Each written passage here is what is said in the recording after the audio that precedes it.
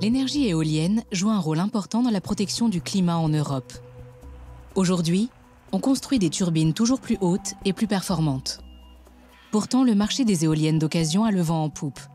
Désormais, les modèles plus anciens sont démantelés sur leur site d'origine avant d'être remontés ailleurs.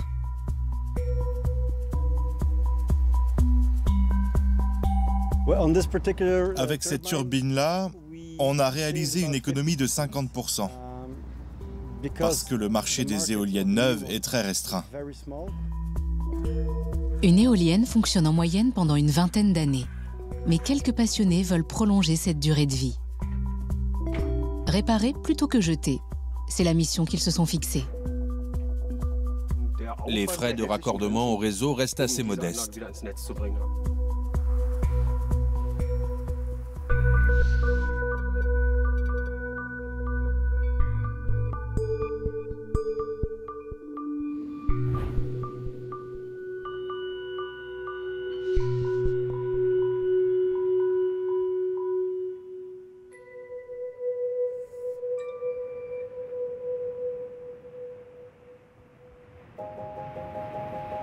Nous sommes aux Pays-Bas, le long du littoral de la Zélande, sur la mer du Nord, à 150 km au sud-ouest d'Amsterdam.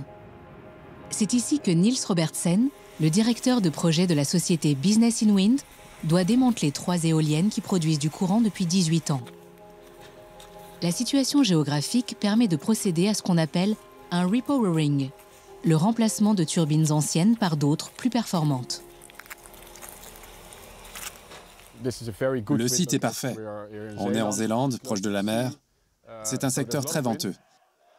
Par conséquent, c'est logique d'installer de nouvelles turbines plus puissantes pour produire plus d'énergie propre et de remonter celle-là ailleurs. Les pales de ces vieilles éoliennes mesurent 45 mètres de long. Chacune de ces turbines de 3 MW alimente 3000 foyers. Ce sont des machines fiables et en parfait état, malgré presque 20 ans de bons et loyaux services. C'est pourquoi elles seront réinstallées sur un autre site où elles continueront de produire de l'électricité.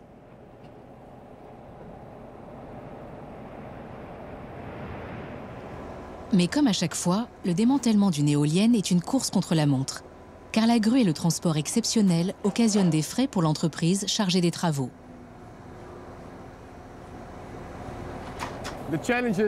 La difficulté, c'est de monopoliser la grue le moins longtemps possible. Une fois que la pale est déposée, je détache les sangles pour libérer la grue qui peut alors remonter. Tout le monde est concentré pour que le travail soit fait rapidement. J'espère que d'ici 30 à 45 minutes, on pourra descendre la deuxième pale. C'est pas évident. Les ouvriers au sol, le grutier et les cordistes à l'intérieur de la nacelle forment une équipe bien rodée. La précision des gestes est cruciale. Pour limiter les contretemps, 4 techniciens ont passé en revue l'intérieur de la turbine quelques jours auparavant. Chaque boulon a été soigneusement dévissé puis revissé.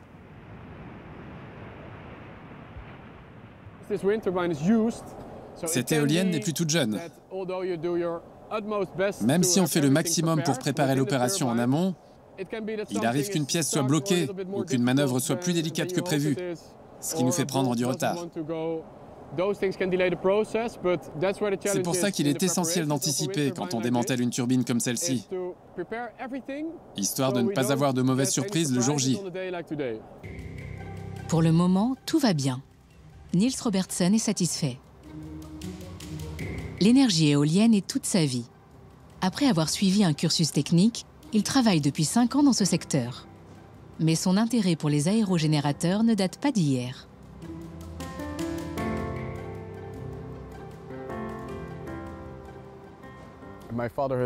Mon père aussi travaille dans l'éolien. Je devais avoir 13 ou 14 ans la première fois qu'il m'a fait monter tout en haut d'une turbine. Ça m'avait beaucoup impressionné. Ce qui me plaît le plus, c'est qu'il s'agit d'une énergie propre. C'est donc une bonne idée de la développer. Et puis j'aime tout particulièrement l'équipement que vous voyez et l'enchaînement des opérations qui doivent se dérouler avec une précision parfaite pour que le projet se réalise. Niels Robertsen et son équipe effectuent des missions de ce genre partout dans le monde. L'éolienne qu'ils sont en train de démonter en Zélande doit être réinstallée en Ukraine, près de Lviv, où elle produira de l'électricité pendant encore de longues années. Mais un problème surgit. La nacelle est bloquée. La grue ne peut pas la soulever. Les ouvriers sont extrêmement prudents, car il ne faudrait surtout pas qu'un boulon soit tordu ou cassé.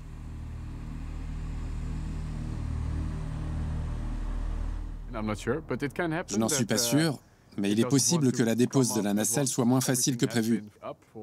Après tout, l'éolienne a 17 ans. Une fois qu'on a soulevé la nacelle, il arrive qu'on ne puisse pas la remettre en place, parce qu'elle est de travers ou mal positionnée. C'est pour ça que les gars sont hyper prudents. Ils la soulèvent tout doucement, vérifient que tout est en ordre. Si elle n'est pas d'aplomb, ils la reposent immédiatement, pendant qu'elle est encore maintenue par les boulons. Ils la reposent, vérifient de nouveau et s'assurent que tout est bon avant de réessayer. Les techniciens doivent s'y reprendre à plusieurs fois avant de pouvoir soulever la précieuse nacelle qui renferme tous les instruments nécessaires au fonctionnement de la turbine.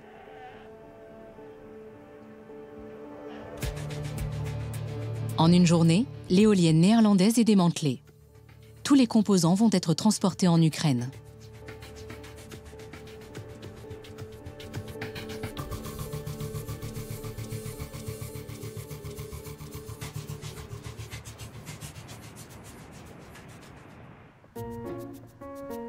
En Allemagne, près d'Eisenach, Christian Busse et Sebastian Schwarzburger sont en route pour inspecter une éolienne.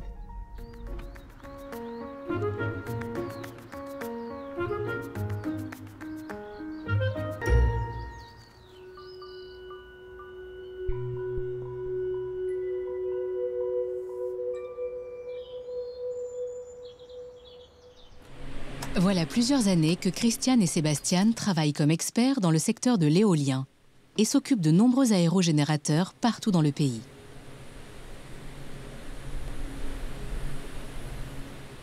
À Eisenach, ils doivent procéder à ce qu'on appelle un contrôle périodique, une visite de sécurité qui doit avoir lieu tous les 4 ans. Une procédure comparable au contrôle technique d'un véhicule. C'est très manuel. On ne se sert pas trop de l'intelligence artificielle. On s'appuie beaucoup sur les capteurs, mais il faut aussi changer des pièces de temps à autre. Ça, c'est le boulot de la maintenance. On effectue des vérifications manuelles. Elles sont inévitables et leur nombre ne diminue pas. Pour commencer, ils inspectent les fondations de l'éolienne. C'est là qu'ils constatent une première anomalie. Il y a de l'eau.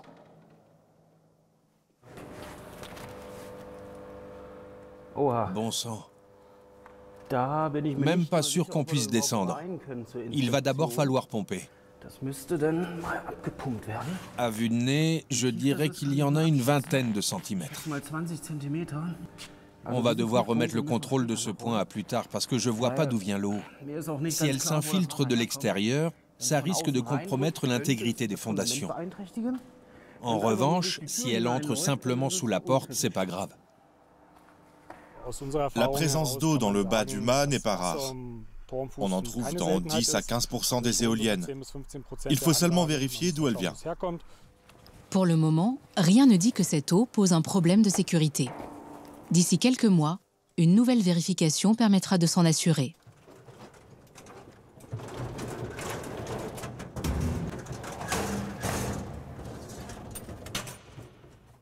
C'est parti. Ils vont contrôler les instruments nécessaires à la production d'électricité. Cette éolienne est en service depuis 2017 et a parfaitement fonctionné jusque-là. Pour que les experts fassent leur travail, les pales doivent être bloquées, ce qui n'est pas toujours facile.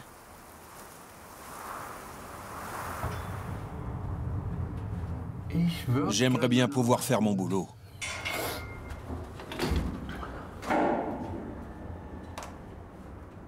C'est pas vrai. J'essaie quand même.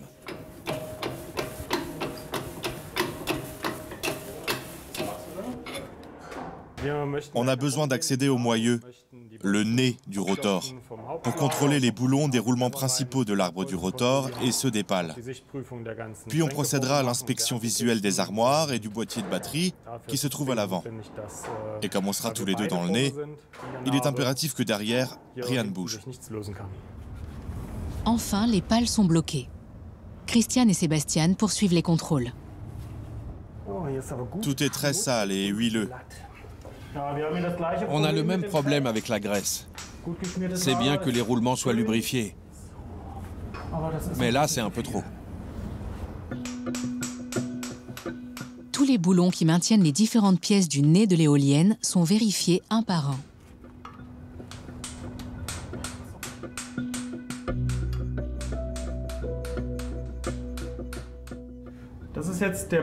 Après l'inspection visuelle, on effectue un test acoustique en tapotant les boulons.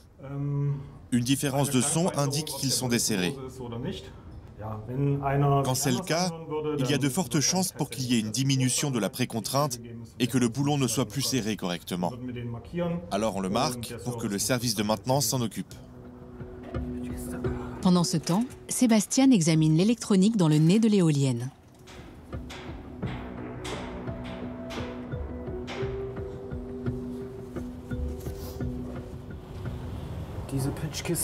La boîte de pitch calcule la vitesse de rotation des pales et réagit en cas de risque.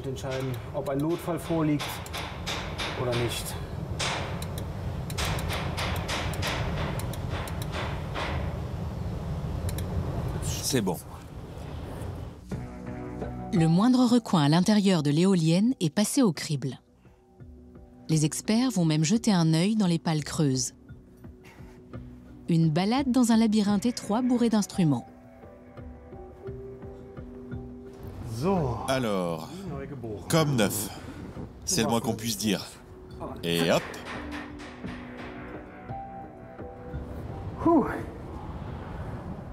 Je trouve ça passionnant d'aller sur un site, de grimper dans la turbine pour repérer les problèmes. Comment accède-t-on à telle ou telle pièce? Est-ce tout bonnement possible? Etc. C'est une sorte de moteur géant. La durée de vie des éoliennes est de 20 ans, laps de temps pendant lequel elles bénéficient d'une aide de l'État en Allemagne. Or, bien entretenue, une turbine peut fonctionner plus longtemps. C'est pourquoi certaines ont droit à une seconde vie sur un site différent. Ainsi, aux Pays-Bas, l'entreprise Business in Wind va remettre à neuf la nacelle d'une éolienne qui a tourné en Autriche pendant 16 ans. Mais avant, Niels Robertsen et un collègue font un état des lieux. Faut retirer ça? Oui, en poussant ou en tirant. On fixe une pompe hydraulique dessus et avec la pression, en principe, ça marche. Ok. Mais pas cette fois.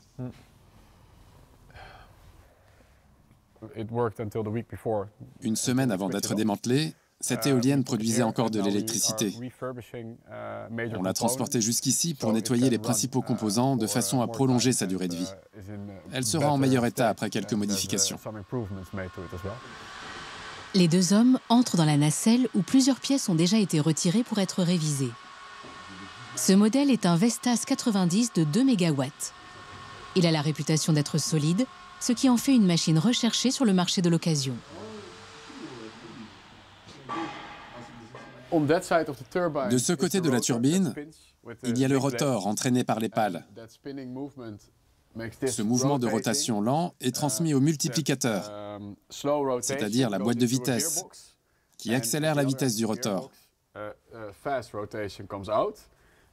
L'énergie produite est récupérée par le générateur et acheminée jusqu'au transformateur, lequel élève la tension du courant électrique pour qu'il puisse être transporté dans les lignes qui fournissent les particuliers. La vieille éolienne autrichienne sera remontée en Belgique. Mais en Europe, la réglementation sur le balisage aéronautique diffère selon les pays et la couleur du mât et des pales n'est pas la même partout. C'est pourquoi ces dernières sont repeintes selon les spécifications du nouveau site.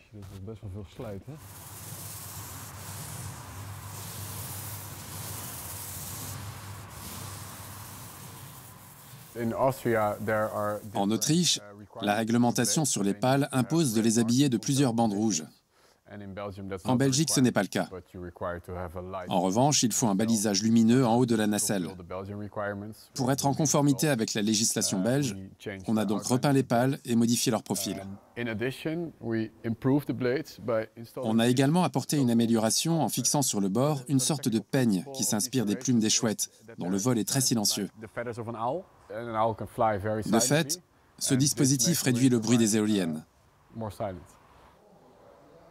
Les voisins ne pourront que s'en réjouir.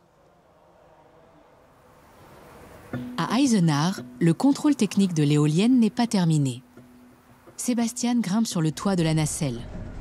Comme un alpiniste, il doit s'assurer avant de procéder à une inspection visuelle et jeter un œil sur les pales et les équipements.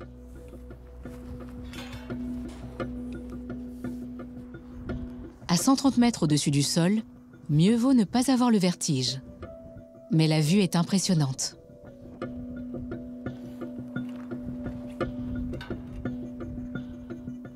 Je crois que j'ai terminé ici. Sébastien redescend dans la nacelle pour l'étape suivante, l'essai technique.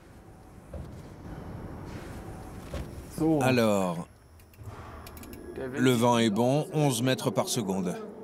Christian et Sébastien veulent tester le comportement de l'éolienne en marche. Démarrage à 0, c'est parti. Christian, tu peux surveiller l'affichage de la production?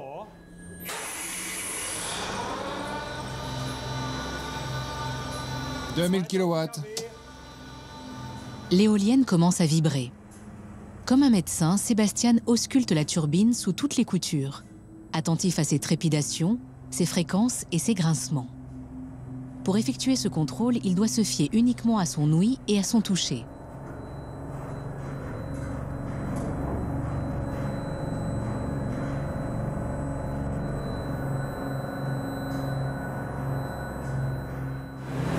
La puissance est élevée, c'est bien. J'entends tous les bruits que je dois entendre. Mais c'est un peu sonore au niveau du rotor. L'analyse vibratoire nous en apprendra plus. La dernière date d'il y a 4 ans et je recommanderais d'en faire une nouvelle. Elle permettrait entre autres de montrer si les roulements sont déjà très endommagés ou bien d'indiquer que tout est normal et que je me suis trompé parce que les niveaux de puissance sont simplement élevés. Voilà. C'est le premier indicateur que je transmets pour confirmer que tout est sûr et que l'éolienne est en état de marche. La turbine a passé le contrôle technique, même si quelques vérifications supplémentaires auront lieu ultérieurement. Actuellement, on recense 30 000 éoliennes en Allemagne. Comme celle-ci, toutes doivent être contrôlées régulièrement pour des raisons de sécurité. On est surchargé de travail. On est en retard sur la maintenance et les contrôles, et on est peu nombreux à faire ce métier. Si on construit entre 10 et 15 000 nouvelles turbines rien qu'en Allemagne, je ne vois vraiment pas qui se chargera de les entretenir et d'effectuer les vérifications. Christian et Sébastien ne devraient pas chômer dans les années à venir. À la prochaine. Maasmechelen, en Belgique. Ici aussi, les éoliennes d'occasion jouent un rôle crucial dans la transition énergétique. Niels Robertsen et son équipe s'apprêtent à remonter la turbine autrichienne sur le site d'une biscuiterie, ce qui ne va pas sans poser quelques problèmes. Le terrain est étroit, il n'y a pas beaucoup de place. Ça nous oblige à tourner les uns autour des autres au milieu de tout l'équipement et des machines. D'où l'importance de travailler calmement et de ne pas faire plusieurs choses à la fois. C'est ça la difficulté. Mais ça se présente bien. On a tout préparé, il fait beau, il n'y a pas trop de vent, le soleil brille. On devrait avoir une belle journée. C'est la toute première fois qu'une éolienne de seconde main est installée en Belgique. Peter Verkrussen est le directeur de projet de l'entreprise qu'il a achetée et va l'exploiter. Sur ce site, la hauteur maximale autorisée est de 150 mètres. Or, la majorité des turbines récentes sont plus hautes. C'est pourquoi Peter Fercruson et son employeur ont opté pour une machine d'occasion. La facture globale pour l'achat et le montage se monte à 2,5 millions d'euros.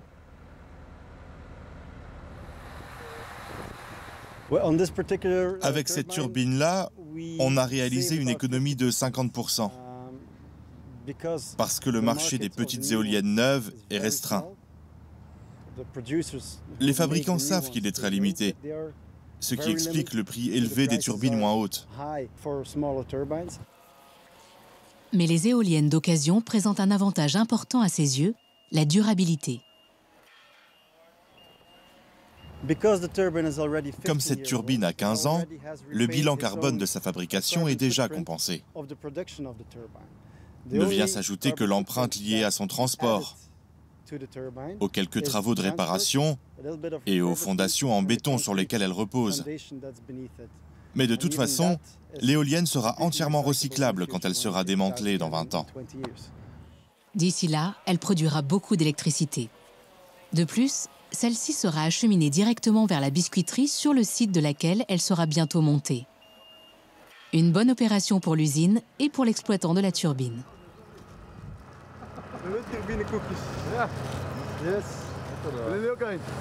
On est locataire du site pendant 20 ou 25 ans et on vend l'électricité directement à l'usine. Elle économise ainsi les frais de distribution et les frais de raccordement à un réseau, puisque l'électricité est acheminée tout droit vers son transformateur et que le reste est stocké dans le réseau. C'est un avantage pour nous, car on obtient un meilleur tarif que si on l'injectait dans le réseau. Et l'usine bénéficie d'un tarif plus intéressant que si elle devait l'acheter ailleurs. Tout le monde est gagnant. En tout cas, dès que l'éolienne sera remontée. Mais soudain, le vent se lève. Les opérations sont interrompues.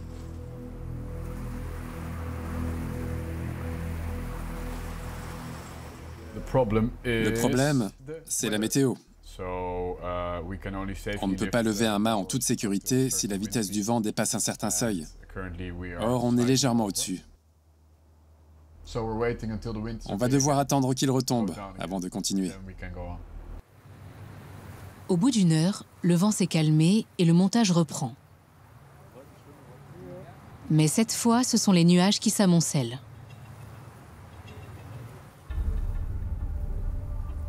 Les monteurs veulent absolument fixer la nacelle, le cœur de l'éolienne, sur le mât. C'est leur objectif du jour.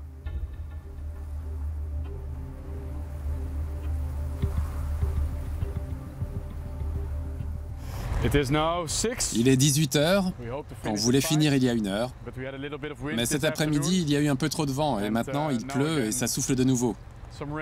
Mais ça va encore. La pluie, c'est désagréable, mais ça ne gêne pas les opérations de levage. La seule chose qui compte, c'est le vent. Quand il souffle trop fort, on ne peut pas travailler. Mais quand il pleut, il suffit de s'habiller en conséquence. Les techniciens espèrent malgré tout que la pluie, plus forte depuis un moment, finira par s'arrêter pour pouvoir reprendre le montage dans de meilleures conditions.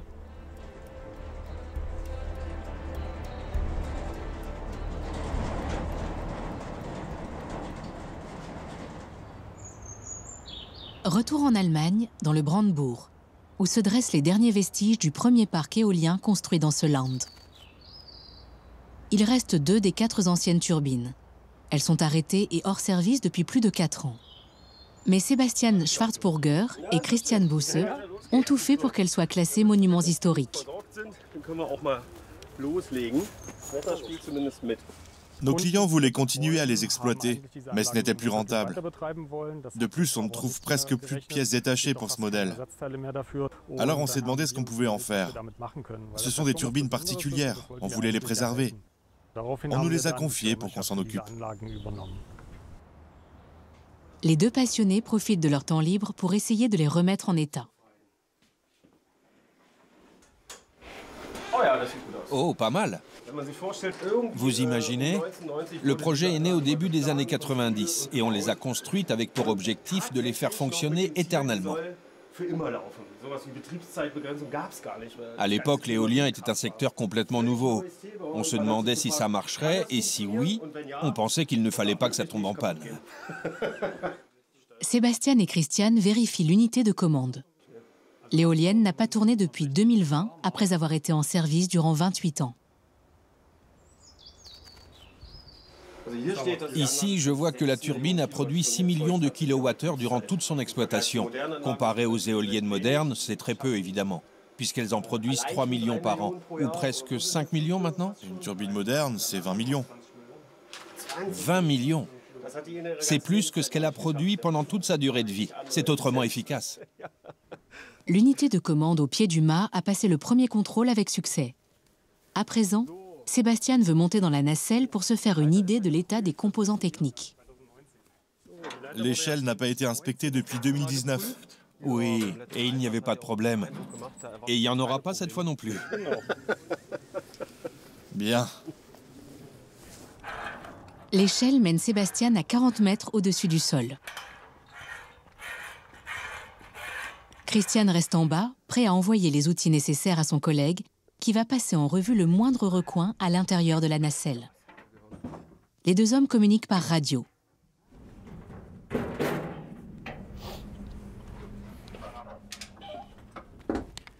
Une pince multiprise, s'il te plaît. Les outils sont montés par un treuil. C'est vraiment génial de travailler sur une éolienne aussi vieille. Bien sûr, ce n'est pas comparable aux turbines modernes, mais c'est passionnant de pouvoir bricoler une machine comme celle-là. Comme une voiture ancienne. Les pièces détachées ne sont plus fabriquées. Alors les deux hommes doivent faire preuve d'imagination pour remettre cette antiquité en état de marche. De toute manière, leur but n'est pas de gagner de l'argent, car elle sera raccordée au réseau avec une puissance réduite et produira tout juste assez d'électricité pour couvrir les frais d'exploitation. L'idée n'est pas de se lancer sur le marché de l'électricité, mais de faire fonctionner un monument technique. Or, notre première impression est qu'on peut y arriver. C'est tout à fait faisable. Pour une éolienne arrêtée depuis longtemps, elle est en plutôt bon état. Et la majeure partie des composants sont des pièces standards qu'on pourra toujours faire fabriquer si besoin est. Les dépenses nécessaires pour redonner vie à cette vieille dame sont relativement modestes. Sébastien et Christian sont optimistes. D'ici quelques mois, l'éolienne tournera de nouveau.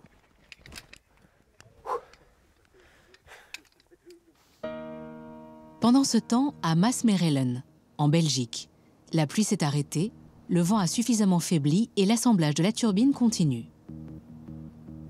À présent, il faut monter les 3 pales.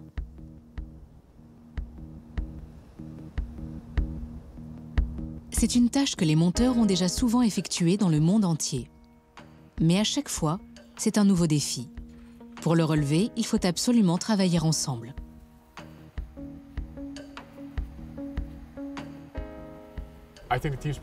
Il est essentiel d'avoir l'esprit d'équipe. Les techniciens, les grutiers, les ouvriers participent à la plupart de nos projets. Ils voyagent ensemble à l'étranger et passent beaucoup de temps les uns avec les autres. L'année dernière, on a travaillé sur une île de l'armée américaine au beau milieu de l'Atlantique. On est allé en Alaska, en Afrique, aux 4 coins du monde. Les techniciens mettent en place le dispositif de levage à un endroit bien précis de la première pale afin de la hisser en toute sécurité.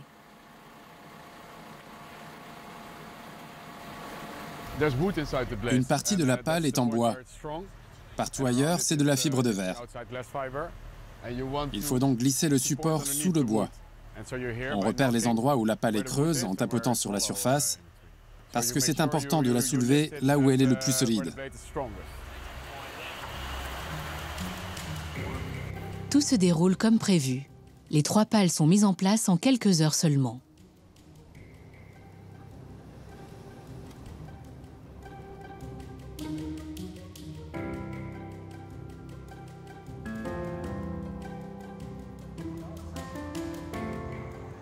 Peter Verkrusen et son patron Ronnie Bolkmans sont satisfaits et définitivement convaincus de l'utilité d'une éolienne d'occasion. Une fois qu'on aura acquis plus d'expérience, on pourra monter des éoliennes recyclées sur de nouveaux sites. C'est une idée qui me plaît. J'aime les projets renouvelables. Alors oui, on continuera dans cette voie si c'est possible. La première éolienne d'occasion en Belgique domine le paysage. D'autres se dresseront bientôt ici et partout en Europe.